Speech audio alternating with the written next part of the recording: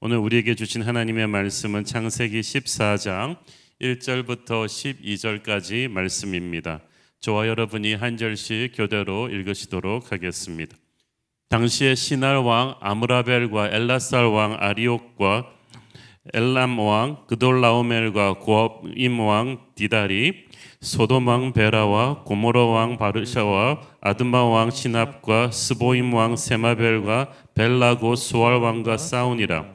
이들이 다 시딤 골짜기 곧 지금의 염해에 모였더라. 이들이 12년 동안 그돌라오멜을 섬기다가 제13년에 배반한지라. 제14년에 그돌라오멜과 그와 함께한 왕들이 나와서 아스드롯 가르나임에서 르바 족속을, 함에서 수수 족속을, 샤웨 기라다임에서 엠 족속을 치고 호리 족속을 그 산 세일에서 쳐서 광야 근방 엘바란까지 이르렀으며 그들이 돌이켜 엠미스밭 곧 가데스에 이르러 아멜렉 족속의 온 땅과 하사손 다말에 사는 아모리 족속을 친지라. 소돔 왕과 고모라 왕과 아드마 왕과 스보임 왕과 벨라고 수알 왕이 나와서 시딤 골짜기에서 그들과 전쟁을 위하여 진을 쳤더니 엘람 왕 그돌라오멜과 고임 왕 디달과 시날 왕 아므라벨과 엘라살 왕 아리온 네 왕이 곧 그 다섯 왕과 맞서니라. 시딤 골짜기에는 역청 구덩이가 많은지라. 소돔 왕과 고모라 왕이 달아날 때 그들이 거기 빠지고 그 나머지는 산으로 도망하며 네 왕이 소돔과 고모라의 모든 재물과 양식을 빼앗아가고 소돔에 거주하는 아브라함의 조카 롯도 사로잡고 그 재물까지 노략하여 갔더라. 아멘. 어제 본문에서 우리는 아브라함이 이 조카 롯을 떠나보내면서 참으로 마음이 아팠던 장면을 보았습니다. 그러나 롯이 떠난 후에 오히려 또 하나님께서 오셔서 아브라함을 격려하시고 축복하시는 장면을 살펴보았습니다. 롯은 내가 하나님만큼 의지하고 사랑했던 어떤 사람, 어떤 것이라고 말씀드렸습니다. 친한 인맥일 수도 있고 돈일 수도 있습니다. 건강일 수도 있고 재주일 수도 있습니다. 우리 생각에는 롯 없이는 못 살 것 같습니다. 그러나 오히려 롯 때문에 우리가 하나님을 100% 의지하지 못하고 롯 때문에 하나님이 우리의 삶에 베풀어 주고자 하시는 초자연적인 축복을 다 주지 못하실 수도 있어요. 그래서 하나님께서 뜻이 있으셔서 우리의 인생의 중요한 시점에서 롯을 떠나가게 하셨습니다. 그래서 우리는 섭섭하고 힘들어도 롯을 떠나보내는 것을 받아들여야만 합니다. 하나님 보시기에 롯이 우리가 하나님만큼 의지하는 우상이 되었다면 특히 그렇게 해야죠. 그 당시는 인간적으로 좀 섭섭하고 힘들어도 그렇게 롯을 떠나보내고 나면 하나님의 진짜 축복이 옵니다. 롯은 아브라함의 믿음의 여정 초반기에는 꼭 필요한 동반자였지만 어느 시점이 되면 아브라함이 롯에게 너무 정이 들고 매사에 롯과 의논하는 것이 너무 지나치게 되었어요. 그러다 보니 아브라함은 롯 안에 꿈틀거리고 있는 이 세상적인 독소들을 간구하게 되었습니다. 그래서 하나님이 개입하신 거예요. 겉으로 보기에는 롯의 목자들과 아브라함 목자들의 갈등 상황이었지만 이것은 하나님께서 아브라함으로부터 롯을 떠나가게 하시기 위해 허락하신 갈등이었습니다. 롯같이 애굽의 사상에 물든 돈밖에 모르는 측근이 아브라함 곁에 계속 붙어 있다가는 언젠가는 아브라함의 신앙도 흔들려서 하나님이 원하시는 믿음의 조상이 되지 못할 위험도 있었을 것입니다. 그래서 하나님이 이쯤에서 롯을 빼셨어요. 하나님이 우리에게 어떤 사람을 떠나가게 하실 때 그 사람이 가지고 있던 영적인 독소도 함께 빼가시는 것이기 때문에 궁극적으로는 우리에게 축복이 됩니다. 하지만 인간관계라는 게 사람이 정이 들어서 잘못된 거 알면서도 결단하기가 쉽지 않죠. 그래서 아브라함이 못하니까 하나님이 주도적으로 이걸 빼버리신 거예요. 이때 하나님의 뺄셈을 우리가 아프더라도 감사히 받아들여야 합니다. 하나님께서 우리의 삶에 이 롯을 빼내는 역경을 허락하시면서 우리가 그 어려움을 어떻게 극복하는지 보십니다. 어떠한 태도로 하나님의 뺄셈을 받아들이는지 보십니다. 이때 너무 이해하려고 하지 마시고 지금 아프고 힘들어도 그냥 감사함으로 받아야만 합니다. 언젠가는 하나님께서 우리의 슬픔이 변하여 기쁨이 되게 하실 것이기 때문이죠. 자, 오늘의 본문인 이제 창세기 14장은 떠나간 롯에게 생각지도 않은 재앙이 닥치는데 이 재앙이 굉장히 큰 재앙이었습니다. 창세기 14장은 성경에 언급된 최초의 전쟁입니다. 14장 1절부터 10절까지의 이 여러 인물들이 등장하고 지명이 등장하는데 이 배경 설명을 훑어보면 이 전쟁의 스토리를 대충 짐작할 수가 있습니다. 이 전쟁은 아브라함이 하란을 떠나온 지 약 9년이 지난 때 그가 약 84세가 되었을 때 발발한 것으로 추정됩니다. 이 전쟁은 북부 메소포타미아의 4개국 엘람, 시날, 엘라살, 고임과 가나안 남부의 이 사해 지역을 중심으로 형성이 된 5개 동맹국, 그중에 소돔과 고모라가 핵심이었죠. 그리고 아드마, 스보일, 그리고 소알과의 충돌이었습니다. 보통 전쟁이 이렇게 패싸움입니다. 어렸을 때부터 아이들 싸움이 어른 싸움이 되고 개인의 싸움이 학교끼리, 조직끼리, 동네끼리의 패싸움으로 발전하죠. 2차 세계대전도 동맹국들끼리 연명을 지어서 싸웠잖아요. 전쟁의 원인은 이렇게 가나안 이 땅 남부의 이 사해를 중심으로 해서 형성된 5개 국가들이 12년 동안이나 이 북쪽의 멀리 북쪽의 이 메소포타미아 연맹 5개국에게 특히 그 맹주 엘람 왕 그돌라오멜이 굉장히 무서운 사람이었던 모양이에요. 거기에 조공을 바치며 살아오다가 반역을 일으킨 거예요. 이 그돌라오멜이 이끌리는 이 북쪽 연합 동맹국의 특히 엘람의 군대가 굉장히 사납고 용맹했다고 합니다. 그래서 주변 국가들에게 공포의 대상이었습니다. 그래서 모두가 두려워하면서 이렇게 조공을 바쳐왔는데 그게 힘이 두려워서 어쩔 수 없이 바치는 조공이었지 진심으로 충성하는 게 아니었거든요. 이 세상 관계라는 게 다 그런 것입니다. 배신당하는 쪽에서는 어떻게 네가 감히라고 생각하겠지만 배신하는 쪽의 입장에서는 나도 참을 만큼 참았다라는 억눌린 감정이 있는 것입니다. 우리는 왜 가나안 남부의 그 소돔 고모라를 비롯한 5개 국가 이 사해 동맹이 갑자기 12년째 반란을 일으키게 되었는지 모릅니다. 첫째는 아마 아브라함이 약속의 땅에 오자마자 겪었던 무서운 기근 때문일 것입니다. 기근 때문에 경제가 너무 어려워지니까 이 약소국들이 그동안 바쳐오던 조공과 이 조세가 이들 나라에 굉장히 큰 경제적인 고통을 주었을 수도 있습니다. 둘째는 이들 5개 국가들이 그동안 나름대로 열심히 군사력을 키우며 힘을 합쳐 보니까 어느 정도 자신감이 생긴 것 같아요. 그래서 우리도 한번 힘을 합치면 저들과 이길 수 있다라고 생각하고 용감하게 반란을 일으킨 것 같아요. 초기에는 그 기세가 대단했습니다. 이에 대항해서 이 반란을 당한 북부 메소포타미아 동맹의 그돌라오멜이 시날, 엘라살, 고임의 주변 3개 북부 강대국들과 함께 진압군을 편성하는데 이 진압군이 정말 알렉산더의 군대처럼 폭풍처럼 쓸고 내려옵니다. 이 성경에는 간단하게 나오지만 5절 7절에 보면은 이 내려오면서 이 남쪽에 반란군을 진압하는 메소포타미아 이 4개 동맹국의 무서운 전략이 여실히 드러나게 되죠. 자, 지도를 다시 보면서 설명을 드릴게요. 이 북쪽의 이 야스다롯에서 일단 르바 족속을 쓸어버리고 내려오면서 이 함에서 이쪽 수수 족속을 공격하고 기라다임에서 엠 족속을 공격한 다음에 세일까지 내려와서 쭉 내려와서 이 엘바란까지 호리 족속하고 엘바란을 쓸어버립니다. 그 다음에 여기서 이제 이 가데스에서 아멜렉과 아모리, 나중에 이스라엘을 괴롭히는 족속이 되는데 아멜렉과 아모리까지 쓸어버린 다음에 이 시딤 골짜기 사해 근처라고 추정되는데 소돔 고모라가 한 요 정도 지역이 있었던 것 같아요. 이 시딤 골짜기에서 소돔 고모라 왕이 데리고 나온 마지막 저항군과 함께 결전을 벌이게 되는 거예요.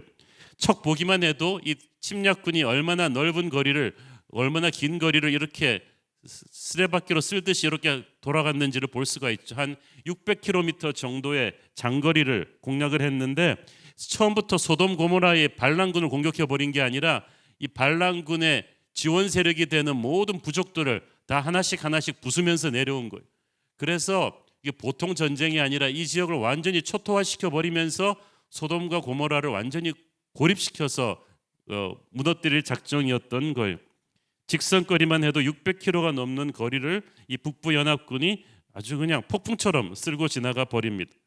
이 반란을 일으켰던 사해 5개 동맹국들이 얼마나 불안했겠어요. 자기들의 지원 세력이 됐던 이웃 성읍들이 하나씩 하나씩 떨어져서 함락되어 간다는 소식에 너무나 두려웠을 것입니다. 그리고 8절 10절을 보면 소돔과 고모라 왕이 이끄는 반란군의 주력이 마지막으로 남은 군사력을 총동원해서 시딤 골짜기에서 최후의 일전을 치르는 장면이 나옵니다. 이 시딤 골짜기는 아마 역청구덩이가 많아서 흔히 말하는 끈적끈적한 늪과 같은 것이 많아서 아마 이곳을 저지선으로 활용해 보겠다고 생각한 것 같아요. 그러나 북부 침략군의 무서운 공격에 반란군의 방어선은 순식간에 무너졌습니다. 소돔과 고모라 왕은 도망가다가 오히려 그들이 함정으로 사용하려 했던 역청구덩이에 빠지기도 했어요. 11절에 보니까 내 왕이 소돔과 고모라의 모든 재물과 양식을 빼앗아가고, 조공을 거절한 사해 5개 동맹국의 모든 재물을 다 약탈해 간 것입니다. 결국 이 전쟁은 무엇 때문에 일어난 것입니까? 돈 때문이었어요. 탐욕에 기인한 것입니다. 결국은 재물 싸움입니다. 세상의 모든 다툼, 전쟁의 근본에는 탐욕이 있습니다. 야고보서 4장 1절도 보십시오. 너희 중에 싸움이 어디로부터, 다툼이 어디로부터 나느냐? 너희 지체 중에서 싸우는 정욕으로부터 나는 것이 아니냐? 여기서 정욕이라고 번역된 헬라어 원어는 욕망, 쾌락 이런 단어의 어원이 되는 말입니다. 즉 자기 자신의 동물적인 욕구를, 이기적인 욕구를 의미하는 거죠. 죄의 본질은 욕망이에요. 이브가 선악과를 따먹는 죄를 범한 이유는 그것을 먹고 하나님과 같이 되려는 욕망 때문이었습니다. 자기의 이기적인 욕망을 위해 사는 사람은 계속 다른 사람과 부딪힐 수밖에 없어요. 부딪힐 때 똑같은 유형의 인간과 부딪힙니다. 이기주의자들이 이기주의자들과 부딪히는 거예요. 욕망과 욕망은 결코 자리를 나눌 수가 없어요. 계속 충돌하게 돼 있습니다. 그래서 욕심을 따라 사는 인생은 전쟁입니다. 다툼이 있을 뿐 평화가 없습니다. 자기의 욕구 충족을 인생의 최우선 순위에 두고 살다 보니까 눈에 보이는 것이 없어요. 다른 사람은 다 장애물이에요. 그러다 보니까 욕심꾸러기들은 전쟁광이에요. 그냥 부딪힐 수밖에 없습니다. 이기적인 이 욕심이 문제가 만족을 몰라요. 이쯤 하면 되지 않았나? 그런 게 없는 거예요. 야고보서 4장 2절을 보세요. 너희가 욕심을 내어도 얻지 못하며 살인하며 시기하여도 능히 취하지 못함으로 다투고 싸우는도다. 너희가 얻지 못하면 구하지 아니하기 때문이요. 자 보세요. 욕심을 내어도 얻는 게 아니다. 우리의 욕심이 끝이 없죠. 돈 욕심, 학위 욕심, 섹스 욕심, 권력 욕심, 도저히 다 자기가 핸들할 수 없는데도 끝없이 욕심을 내는데, 네 이웃의 것을 탐하지 말라가 10계명의 마지막 계명이잖아요. 그런데 솔직히 이것을 깨면 다른 9가지 계명을 다 범하게 돼요. 네 이웃의 것을 탐하기 때문에 거짓을 말하고 살인하고 부모를 존경치 않고 간음하고, 이게 다 욕심에서 비롯됐거든요.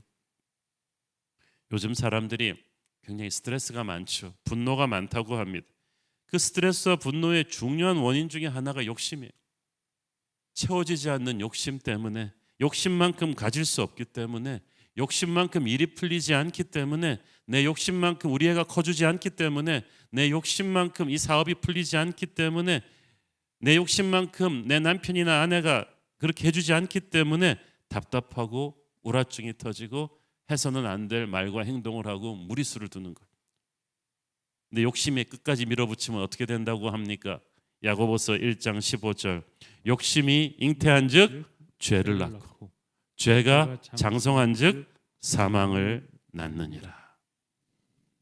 욕심으로 가득 찬 인간은 자신의 능력과 재물과 인간관계를 총동원해서 그 욕심을 채우기 위해 하루 살죠. 그런데 이렇게 목표와 동기가 불순하니까 쓰는 방법도 좋지가 않아요. 하나님의 꾼이 아닌 자기의 야심으로 가득 차 있으니까 이 야심에 질주하는 데 방해가 되는 사람들을 치워야 돼요. 그래서 전쟁하는 거예요. 이 세상의 역사가 그래서 전쟁의 역사입니다. 항상 전투적인 사람은 다 욕심 많은 사람들이에요. 이런 사람들은 다 남을 경쟁 상대로 봅니다. 죽기 아니면 살기예요. 함께 승리하는 법을 몰라요. 12절에 보니까 그래서 어떻게 됩니까? 소돔에 거주하는 아브라함의 조카 롯도 사로잡고 그 재물까지 노략하여 갔더라. 성경은 수많은 사람을 얘기하면서 거기서 롯을 콕 집어내서 이야기하고 있죠. 그것은 우리에게 주는 메시지예요. 롯이 끝이 어떻게 되었는지 봐라. 욕심을 쫓아서 영악하게 산 사람의 끝이 어떻게 되는지를 우리에게 보라는 거예요. 승리한 북부 연합군의 군대가 소돔 고모라를 쑥대밭으로 만들면서 그 왕족과 돈 있는 사람들의 집을 다 텁니다. 특히 롯을 사로잡고 그 재물까지 노랗게 갔다. 롯을 죽이지 않고 왜 사로잡았겠어요? 큰 부자니까 그런 거예요. 큰 부자이기 때문에 재물을 뺏어가면서 또 어디 숨겨놓은 보물 창고가 없나, 가족들이 데리러 오지 않나, 포로로 잡아가서 더 많은 재산을 뜯어내려고 했겠죠. 욕심을 쫓아 아브라함을 버리고 잘 나가는 도시 소돔까지 이주하며 승승장구하던 롯에게는 실로 청천벽력 같은 재앙이에요. 소돔과 고모라는 요즘 강남처럼 부동산 값이 떨어지지 않는 황금의 자리. 그래서 소돔 고모라에 투자했을 때 대마불사라고 정말 실패할 확률이 없다고 생각했는데 전쟁이 일어날 줄 누가 알았겠습니까? 우리가 생각하는 위기가 아닌, 전혀 생각하지 못했던 위기가 우리가 생각했던 푸른 파라다이스에 올 수도 있다는 것을 이 소돔 고모라의 전쟁이 우리에게 보여줍니다. 롯의 성공 시대는 너무나 짧았고 너무나 비참하게 무너졌어요. 여러분, 세상적인 성공만을 추구하는 사람은 참된 기쁨과 평안을 누릴 수 없습니다. 모두가 그 성공을 탐내기 때문에 칼날 위에 서 있는 것 같은 불안한 성공이죠. 롯이 선택한 그 기름진 땅에는 롯과 똑같은 인간들로 가득했어요. 욕심꾸러기들로. 그런 사람들이 서로의 욕심을 채우는데 장애가 되니까 서로 칼을 겨누고 싸우는 것이 세상이죠. 욕심이 불안과 분쟁의 원인이 되고 멸망의 원인이 됩니다. 그래서 하나님의 사람은 이 땅의 만족을 얻기 위해서가 아니라 하늘의 평안을 누리기 위해 살아야 되는 거예요. 전쟁으로 모든 재물을 잃고 포로가 되어 끌려가는 롯, 이것은 그냥 끌려가는 게 아니라 손과 발을 칭칭 묶여서 노예로 끌려가는 거예요. 욕심을 쫓아갔던 롯에 대한 하나님의 징계입니다. 근데 다음 본문에서 아브라함이 이 포로로 끌려간 롯을 장거리를 추격해서 데려오는 걸 보면요, 포로로 끌려간 거리가요, 우리나라 지금 제일 밑에 그 남해에서부터 거의 북부 지방 평양까지 끌려가는 거리 이상을 끌려갔어요. 얼마나 비참했겠습니까? 하나님의 사람이 어렵더라도 믿음의 사람 아브라함 옆에 있고 약속의 땅에 거해야지, 겉에 보이는 환경만 보고 소돔 같은 곳을 쫓아가서는 안 된다는 하나님의 경고입니다. 하나님은 롯을 통해서 우리에게도 경고하고 계신 거예요. 하나님은 사랑하시기 때문에 하나님의 자녀들을 징계하십니다. 롯이 재물을 빼앗겼지만 죽지는 않았어요. 이것은 하나님이 아직도 롯을 사랑하셔서 회개할 기회를 주시고 있다는 것을 의미합니다. 이 말씀은 오늘날 욕심을 쫓아 롯처럼 살아가는 우리에게 경고를 줍니다. 롯은 예수 안 믿는 사람이 아니라 하나님을 믿는 아브라함 캠프 밑에서 아브라함 예배하는 것을 보면서 성장했던 교회 다니는 사람이었어요. 오늘날도 교회 다니는 사람들이 살기는 롯처럼 욕심내면서 돈밖에 모르며 사는 분들도 있어요. 그렇게 살다가 큰일 납니다. 큰일 난다는 것을 오늘의 본문에서 하나님이 우리에게 경고하고 있지 않아요? 아브라함처럼 이 세상을 살면서 우리는 욕심이 아닌 믿음으로 하나님과 동행하는 인생을 살아야 할 줄로 믿습니다. 기도하겠습니다. 주님 은혜를 감사합니다. 롯이 영악한 눈으로 세상의 성공을 선택하고 간 대가는 너무나 비참했습니다. 그의 성공 시대는 너무나 짧았습니다. 하나님, 우리가 허무한 세상의 성공을 탐닉하지 않고 아브라함처럼 믿음의 길을 가게 하여 주옵소서. 예수님 이름으로 기도했습니다. 아멘.